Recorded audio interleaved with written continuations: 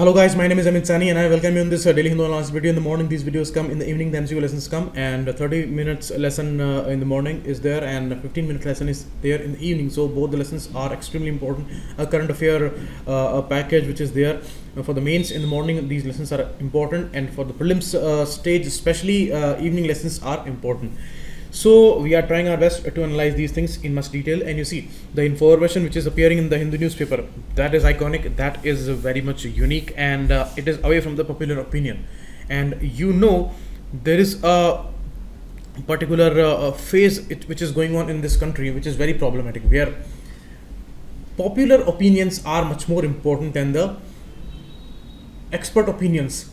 And you see experts are trolled, and it's a real problematic picture that the prestigious newspaper like the Hindu, which is having a class reporting, that is being trolled by these political opinions like it's a lefty newspaper, it's a foolish newspaper, it's an anti-national newspaper. So these kind of things are there, but you see these are mediocre and average opinions, and people are not experts. Experts are different, scholars are different, and these are scholars. So that's why these are not the normal janta, because normal janta has no source of right information. They are dependent on those popular committed media houses, and in the evening they see these divisive agenda running newspapers and media houses, and the most of the newspapers are also committed to the government today. So there is a big reason that the opinion of the public is actually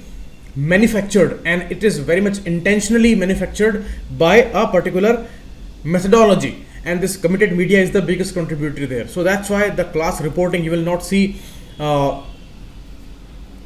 at many places, and it's a rare instance where the Hindu like newspapers, they are surviving and they are giving you real numbers, real reporting. Recently the issue of Pooja Mehra's report regarding the demonetization exercise, she gave the true numbers from the actual reporting and actual committee report by Arvind Modi, and that has created a huge impact there.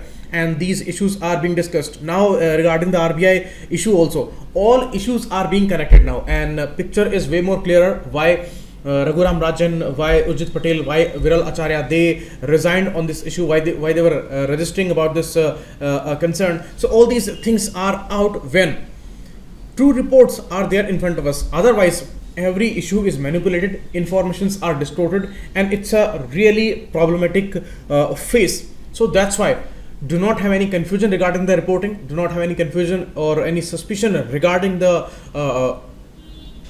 knowledge which is available there, because the logic is also there. You can cross check this information and you can think about that, because once you watch those informations in WhatsApp, Facebook, or these media houses, popular so-called TRP gaining media houses, then you are emotional, you are provoked, you cannot think about the information. But here you can think about the information. So there is a reason that we can listen to all these things, and we can give time, we can devote our time to this reporting, because there is a big confusion for the aspirants that how we can go against the government. But it is not going against the government, it is actually going before the truth, because truth is the biggest helper there. If you want to make the country progressive, then truth is the only help. You do not have to be committed towards any government in the future. You have to be brave, you have to be committed towards the country, because many politicians are very cheap, they are very much in a way powerful and very wicked and evil people. These are no saints. So you do not have to be committed towards any politician or any government there. Although the coordination must be there and the system is established, and according to that you need to work, but you are not committed towards any political organization. You will be committed towards this country, and bureaucracy is a very important and robust institution, and you need to be committed there. So do not think about the politics and do not think about the political opinions there. You need to go behind the truth, and the facts can give you the truth, and truth is the biggest helper. So that thing you must fix in your mind. Otherwise, do not prepare for the UPSC examination. If you are there to be committed for any government or for any political party, then it is no meaning. You are ultimately going to destroy this country. and whatever problems we are having today, that is because of those committed minds, because people were not brave. Officers were not that much brave. All are not brave. Some are committed, some are compromising, some are becoming corrupt because of that weakness. So do not go with that mindset, and do not go towards any kind of weakness. You need to be brave there. You need to be standing there with the truth, because truth is going to help.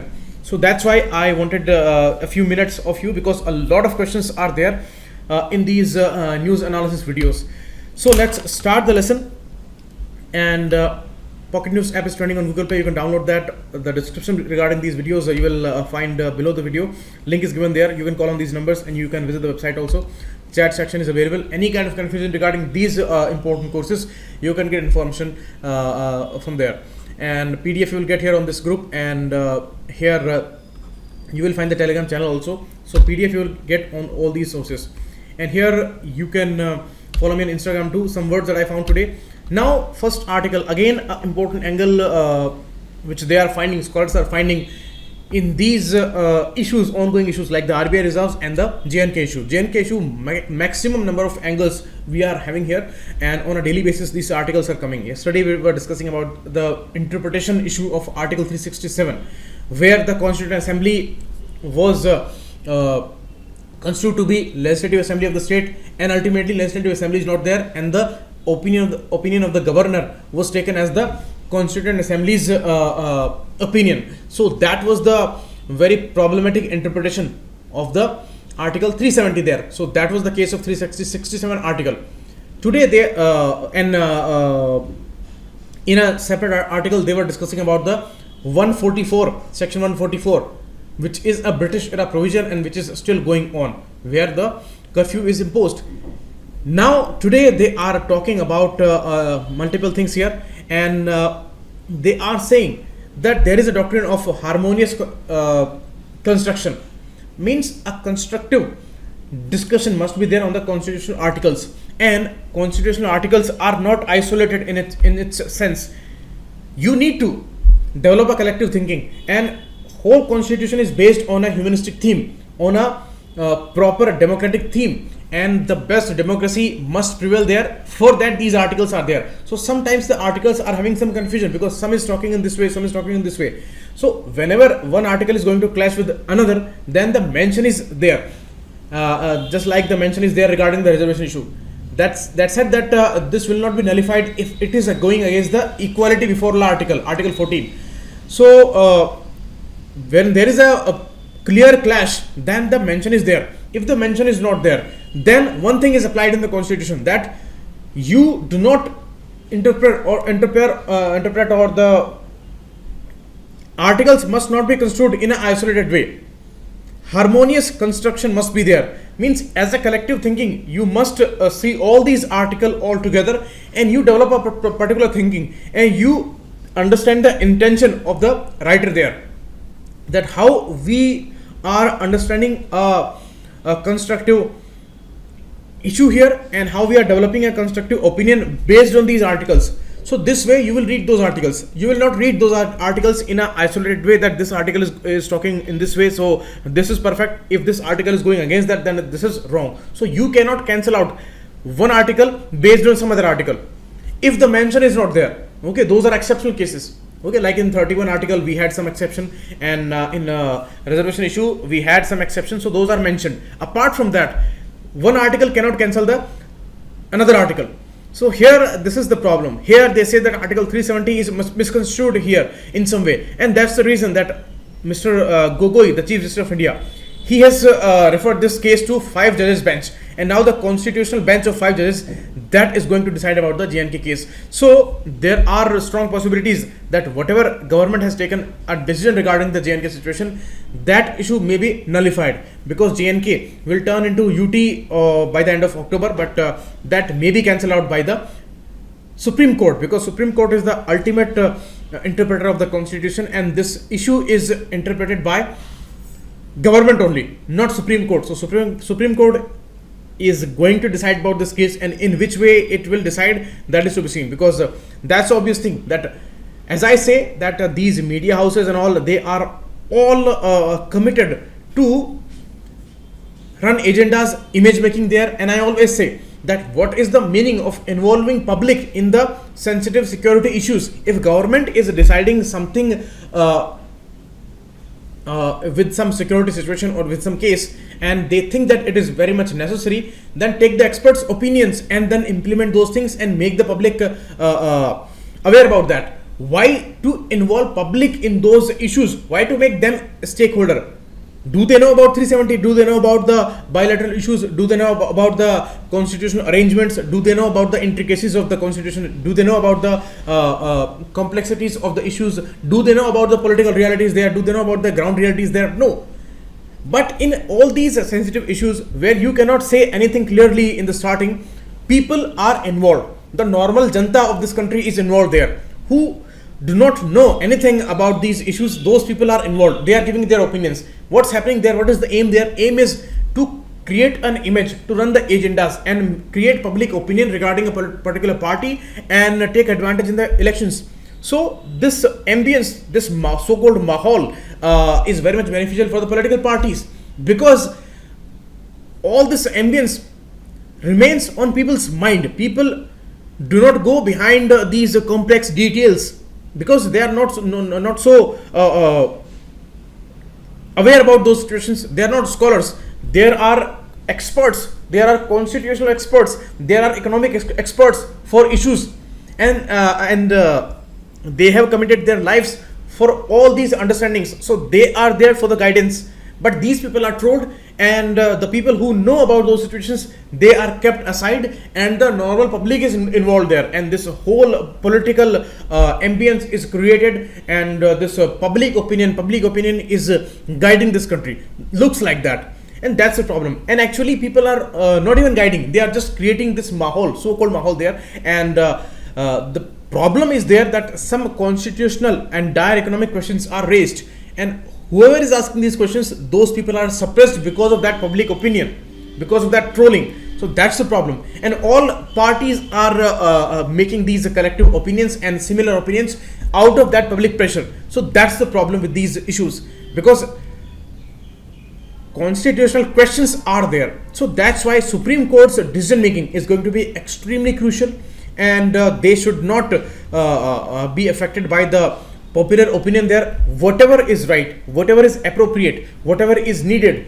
that needs to be upheld there, that needs to be changed there. So maybe they would decide about upholding the decision there, or maybe they would decide about changing some things there, or maybe that issue will be totally cancelled out. So anything may happen if they go by the logic, they go by the reason, they go by the constitutional issues there. Otherwise the popular opinion is really problematic in this country. These media houses, these TRP gaining media houses, who are getting all the support from the government today, and the whole budgetary support to these communication channels and all, this is all going towards these channels, and things are totally biased. Whether we talk about political funding, whether we talk about news media houses, whether we talk about the journalism, all are biased today, and maximum are supporting the government. They are hailing the government, and they are just making positive image out of those. So these issues are not something that are opposing the government. These expert opinions are opposing those devastating tendencies where unknowingly, unnecessarily, and without any logic, when a particular opinion is created in favor of some party and against some parties, that is devastating. The truth must prevail, but the truth is not out. What is out? That is sensationalism, that is public opinion, which is manufactured and then it is given a shape of public opinion, and the public opinion is quoted everywhere. So that's the problem there. So that's why the Supreme Court's decision making is going to be extremely crucial. All other issues are well discussed there, and the writer says that there is no big departure in this decision. Whatever government has decided regarding the J&K situation, that is not something very, very huge. Already some union list entries like auditing, like the elections and all are already implemented in J&K. In 58, the auditing issue was implemented. In 59, the elections conducting power was applied there in J&K, and out of 97 items of the union list, you see in schedule 7 we have union list, state list and concurrent list. So out of union lists 97 items, 94 are already implemented in J&K, and rest of the things are also complying with the center. So there is no huge change practically. These things are going on, and out of 395 original articles of the constitution, 260 articles had already been extended to J&K through successive presidential orders.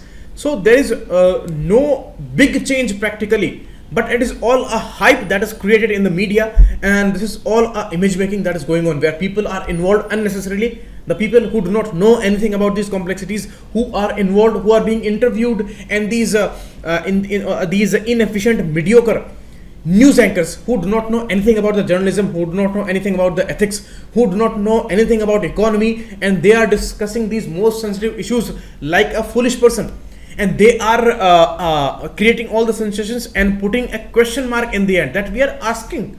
But whom they are asking? To the public who do not know about these complexities, who are not scholars. Where are scholars? You are ignoring those people. You are trolling them. You are suppressing them, who are asking questions regarding these grave questions, grave issues. So that's a problem there, and that is why practically things are not much changed. But what's going to happen, what the court is going to decide about this issue, we have to see that. Okay, next article important for GS paper 2 and 3. Talking about the government, talking about the prudent decision making, talking about the economy and the RBI. Here Mr. Govinda Rao said that Bimal Jalan committee's report, which was accepted, some issues are there. First of all, the biggest issue is the recommendations. These recommendations are based on a surplus which was there in the year of 2018-19, and if you see the condition there, then they recommended, because there was a surplus staying with the RBI, but this surplus was not something very much casual. That was unique, because within 1 year there was an increase of 44.62%.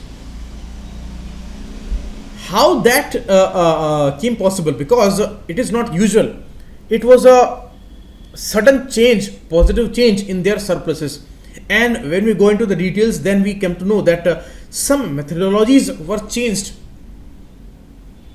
RBI sold dollars, and the rupees depreciation, that created a huge impact there. When they went for dollar selling, then they got a huge amount in terms of rupees, because for every dollar they earned a lot of money.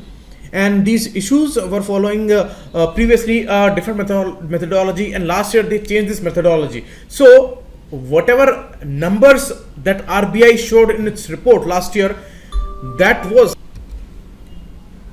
telling about a huge increase within 1 year, means 44.62% increase was there. And based on this increase, they were showing that a huge surplus is staying with the RBI, and that is how it is legitimate to pass it on towards the government there. So two things I talked about yesterday: economic capital and contingency reserve, or you can call it the reserve equity. So bigger amount is given from the economic capital, and around 58,000 crore rupees were given from the contingency reserves, and both are there for a particular reason. For the market instabilities, the EC is there. For some uncertainties, if any kind of trouble comes, then this is the buffer there, and this is purely for the emergency situation, because it is the contingency reserve. So from both these issues, a big surplus was shown in the numbers, and then it was passed on to the government. So now some scholars are saying, Mr. Arun Kumar said that this is a kind of a formula which is now created by this committee, and that is given to the government, because without this committee, if government would have gone for this reserve transfer, then it would have totally, apparently, attack on the autonomy of the RBI, and something which no previous government had done in the past, that is going to be done by the government now. Now they went for a different route there. They established this committee, and the committee decided based on this surplus, which was sudden within 1 year, and this formula was created, and this is how RBI board accepted the recommendation of this committee, although most of the committees, their recommendations are not accepted normally. You see the case in agriculture, the Swaminathan committee recommendations, they are not accepted. You talk about any committee in this country, then most of the committee recommendations are not accepted, but this committee was formed, and whatever they gave as recommendation, those are accepted by the RBI board, and then this money was transferred to the government. So this is all happened. So that's why some questions are there. Now the writer says that whatever happened, the money was transferred, that is not a huge deal. The biggest concern is that how they are going to use this money in the future prudently, because the prudent use of this RBI transfer is the extreme need there. Existential questions are raised. Economy is in a deep trouble. If we go by true information, true reporting, and some true numbers, and if we do not go by these media hypes, then economy is in a sure trouble. Because if you watch these media news and all, then there is no trouble. It is all created by some misreporting and some attempt by the opposition or something like that. But really these issues are going on, and now even they are not ready to give this true reporting and the transparent issues to the journalists also. They have said, the finance ministry has said that do not come to us directly, and you have to give an application, then we will convey some report to you, and this would be the way in the future, and the normal press conferences will not be continued. So that's a real problematic thing, because the committed media houses, they do not need any kind of press conference. They are given some report by the government, and that is all creating a hype next evening. And these true journalists, which are very rare, who are working, who wants to help this country with the truths and the real information, those are not allowed there. So that's why it's a kind of a problematic phase. Now the writer said that revaluation reserves and the realized equity, means the economic capital and the contingency reserves, this committee decided something with respect to these issues. They used a different methodology. They used a expected shortfall method that is not normally used. These are actually technical terms, and we do not need to go into these details because these will not be asked in our examination. So just for the sake of knowing here, expected shortfall methodology was used to measure the market risk there, and adopted a more stringent confidence level of 99.5% as against the practice by other central banks at 99%. Means some methodologies were changed for making those recommendations, and the revaluation reserves, the economic capital, which is there as a risk buffer against market risks, from that the money is transferred. Okay, so ultimately they have revised the economic capital framework, and they have recommended according to the government's wish. Now the revised framework would allow the economic capital to be in the range of 24.5% to 20%, and they settled it with the 23.5%, and this is how it became a right decision to transfer the bigger amount from this capital. And about the contingency reserve or the realized equity, they said that to keep it between 6.5% to 5.5%, because it is a contingency reserve, and out of your assets keep it between this range. So they went for the lowest range, 5.5%, and they transferred 58,000 crore rupees to the government there. So this is how it became 1.76 lakh crore rupees, and it remains within the prescribed range, because this prescription was based on the revised framework given by the committee there. So this all became legitimate for the government to get the money, and they now will say that it is all accepted by the RBI board, and it is not us who pressurized them. This is all the committed recommendation, and based on the surplus available there. But the surplus was suddenly raised within 1 year. That was also a unique thing. Now they say that some issues like the exchange rate issues, some open market operation which supported this raise in the surplus there, and this was all the thing that gave the additional surplus to the RBI, and that was legitimately transferred to the government there. So that's the case. Now the issues of tax revenue. Writer said that biggest problem with the government is of the tax revenue. Tax revenues are not being collected according to their estimates, and there is a huge difference. And you see, the 2018-19 estimate was 15.9 lakh crore rupees. Okay, and for the 19-20 they have made a target of 19.78 lakh. Means they need to raise the number by almost 25%. The net number they need to raise by 25%, and the gross revenue must grow by 26.5%. So from where this rise will come there? That's a big problem, and that's why they may be going with these kind of methodologies and these kind of transfers, because they are short of around 70,000 crore rupees for the expected tax revenue. So that's a huge thing to be concerned. Next, one important issue is there: net tax revenue, which are collected every year. 42% they need to propagate it towards states. Center will give it to states. That's a responsibility according to the Finance Commission. But this is only from the net tax proceeds, not from anything else. Like the cesses are created, like the Swachh Bharat cess, higher education cess. These cess, they remain with the center only. They are not given as a share to the state governments. So this is all a central government's right there. So this is also allegation some states put there on the center, that center wants to keep all the money with itself and they do not want share anything with the states. So that's why the number of cesses are rising day by day. And in this issue, when this RBI reserve transfer is there, this money they do not have to share with the states because it is not any tax revenue. So states will not get anything out of it, because this is something out of the budget there, and this is a additional reserve transfer which is given by the RBI to the central government. So it will stay with the central government. So this is again a ignorance of the states here. So they may also question this issue. So this is all a methodology which is going more in the support of the central government, and everywhere we see the centralizing tendencies.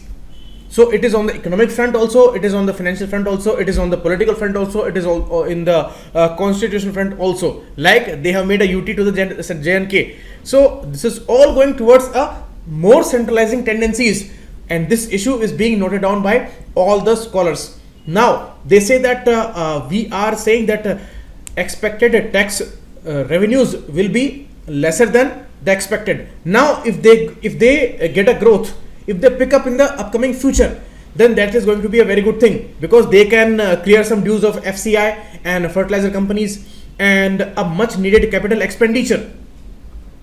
That is the dire need today. They may go for that.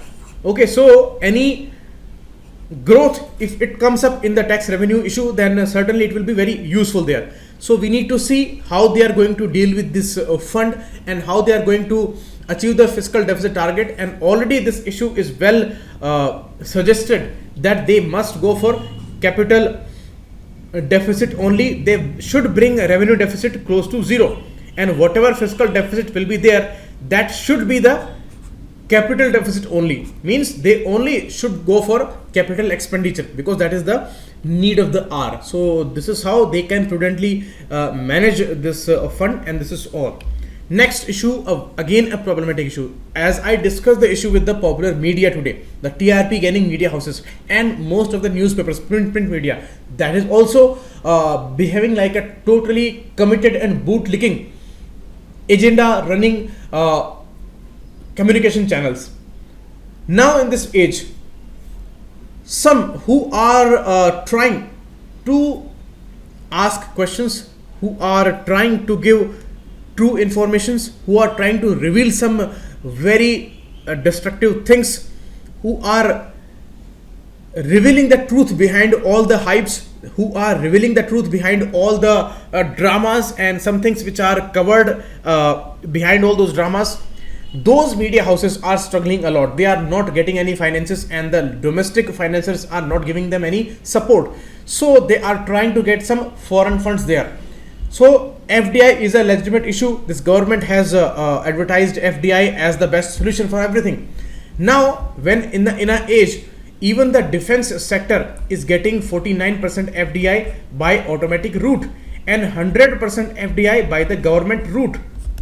In this age where most of the businesses, they have got 100% FDI through automatic route, here the digital media is getting a restriction there. Mr. Piyush Goyal said that we are only going to allow 26% FDI, and that is also with the government route, means only government will allow even this 26% FDI to the digital media houses.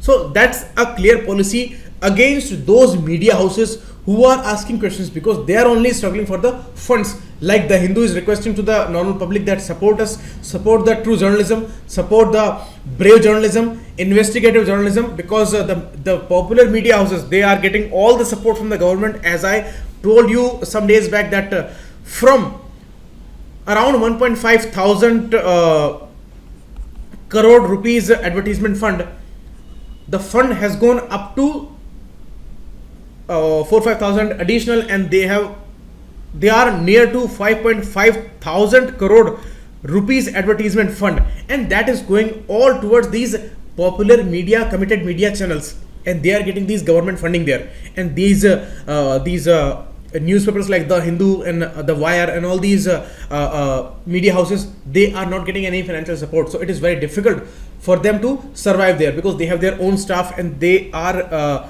really very, very brave in these times. They are reporting with the true numbers, with some committee reports, and they are quoting the real situation there, real numbers there. So that's why it's a big need of the foreign funding there, but that is not being allowed, and 26% only is allowed, and that is also through the government route. So that's a problematic thing, and the Hindu is talking about this issue very sensitively, because it's a very sensitive time.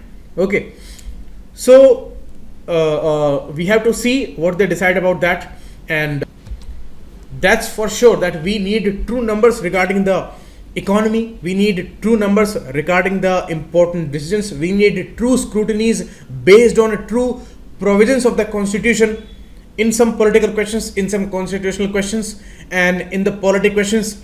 We need true reports regarding the social situations, and we do not need hypes. We do not need agendas which are there with some very provocative subtitles and with a question mark. We do not need these question marks. We need true and proper reporting there. Otherwise, nobody can save this country from the destruction. This is for sure.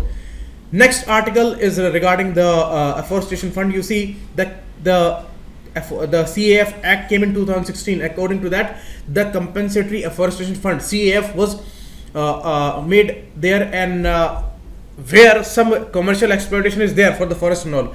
So the net asset value will be given to this fund, and that fund will be given to states and other important units to go for some afforestation. Means they will create more and more jungles and forests there, because some were cleared for some commercial exploitation. So in for that compensation, they need to go for more and more afforestation. So now 47,436 crore rupees are released to 27 states out of this CAF, the Compensatory Afforestation Fund. So that's very, very important. Odisha is the top recipient here, and followed by Chhattisgarh, Madhya Pradesh, and Kerala there. Okay, so that is all, and I will certainly ask these questions in the evening MCQ lesson. I will also ask regarding some GI tag which are given to Dindigul locks and Kandagiri sari also. So these are important. So let's meet in the evening session. Thanks a lot. Keep watching. It was Amit Saini.